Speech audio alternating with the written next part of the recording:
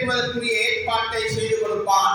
யாரெல்லாம் கடன் வாங்கக்கூடிய நேரத்தில் இதை திருப்பி கொடுக்கும் எண்ணம் இல்லாமல் கடன் வாங்குகிறார்களோ ஸல்லல்லாஹு அலைஹி வஸல்லம் சொன்னார்கள், அத்லஃபல்லாஹு அலைஹி, அல்லாஹ் தஆலா அதனை அழித்து விடுவான் என்று ஸல்லல்லாஹு அலைஹி வஸல்லம் எச்சரித்திருக்கிறார்கள்.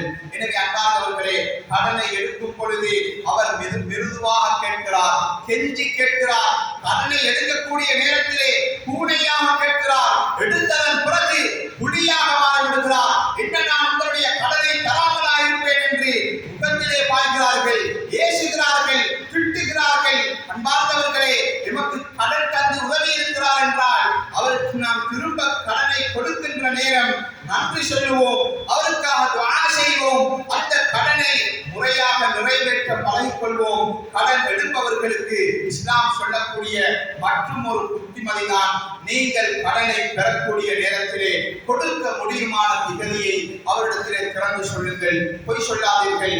நாளை தருகிறேன் என்று சொல்லுகிறார், நாளை கொடுப்பதற்கான எந்த ஏற்பாடோ எந்த எண்ணமோ இல்லாமல் அவர் பொய் சொல்லி ஏமாற்றி கடனை வாங்காதீர்கள் என்ற புத்திமதியை ஸல்லல்லாஹு அலைஹி வஸல்லம் நமக்கு சொல்லி இருக்கிறார்கள். ஸல்லல்லாஹு அலைஹி வஸல்லம் கடன் வாங்கி இருக்கிறார்கள். ஒரு நாள் ஸல்லல்லாஹு அலைஹி வஸல்லம் மதீனாவில் இருக்கின்ற நேரம் ஸைத் இப்னு சானா என்ற ஒரு யூத மத தலைவர்கள் ஒருவன் ஸல்லல்லாஹு அலைஹி வஸல்லம் அவர்களுக்கு கடன் கொடுக்கிறான். நபி அவர்கள் கடன் கேட்கவில்லை, அவனாக வழியே வந்து கடன் கொடுக்கிறான். ஒரு சில தினங்கள் கழிந்து அந்த குறிப்பிட்ட திகதிக்கு முன்பாகவே ஸல்லல்லாஹு அலைஹி வஸல்லம் ஒரு ஜனாசாவில் கலந்து கொண்டு விட்டு திரும்பி வந்து கொண்டிருக்கின்ற சமயம் அந்த ஸைத் இப்னு சானா நபியுடைய ஜிப்பா துணியை பிடித்து, ஏ முஹம்மதே ஸல்லல்லாஹு அலைஹி வஸல்லம், என்னுடைய கடனை தரமாட்டீர்களா?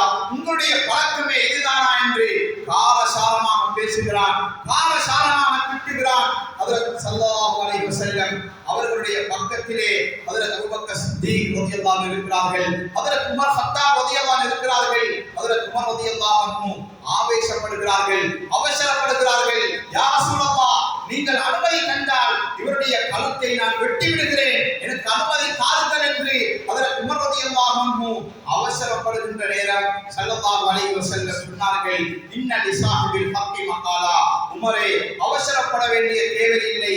அவர் அவருடைய கடனை தானே கேட்கிறார், அவர் அவருடைய பணத்தை தானே கேட்கிறார். அவருடைய பணத்தை நீங்கள் கொடுத்து விடுங்கள், பைத்துல் மாலிலிருந்து அந்த பணத்தை நிறைவேற்றி விடுங்கள். நீங்கள் அவருடன் கடினமாக நடந்து கொண்டதற்காக 20 சா, கிட்டத்தட்ட 50 கிலோ பேரித்தம் பழங்களை மேலதிகமாக கொடுத்து விடுங்கள் என பணிக்க ஸல்லல்லாஹு அலைஹி வஸல்லம் அவர்களுடைய கட்டளையின்படி உமர் ரலியல்லாஹு அன்ஹு அந்த கடனையும் கொடுத்து மேலதிகமாக கொடுத்ததும் ஸைத் இப்னு சானா சொன்னார், உமரே ஏன் மேலதிகமாக தருகிறீர்கள்? சொன்னார்கள் ஸல்லல்லாஹு அலைஹி வஸல்லம், இதை தரும்படி பணித்தார்கள் என்றதும் ஸைத் இப்னு சானா சொல்கிறார், உமரே நான் உம்மிடத்திலே ஒரு உண்மையை சொல்கிறேன், நான் உண்மைய வேதங்களை படித்திருக்கிறேன். அந்த வேதங்கள் எல்லாம் இந்த ஸல்லல்லாஹு அலைஹி வஸல்லம் அவர்களுடைய சிஃபத்துகளை எல்லாம் படித்திருக்கிறேன். அனைத்தையும் நான் அவரிடத்திலே கண்டுவிட்டேன். ஒரே ஒரு தன்மை மாத்திரம் காண முடியவில்லை.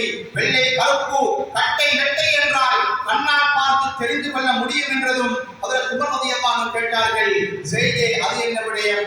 சொன்னார்கள், உமரே அதுதான், அவருடன் கடினமாக நடந்தால் அவர் மிருதுவாக நடப்பார், அவருடன் மோசமாக நடந்தால் அவர் பண்பாடாக நடப்பார். அந்த தன்மையை பார்ப்பதற்காகத்தான் நான் கடனை கொடுத்து இந்த நாடகத்தை நடித்தேன், அதையும் நான் கண்டுவிட்டேன். இதற்கு பிறகு ஒரு வினாடி கூட இஸ்லாத்துக்கு வெளியே இருப்பதை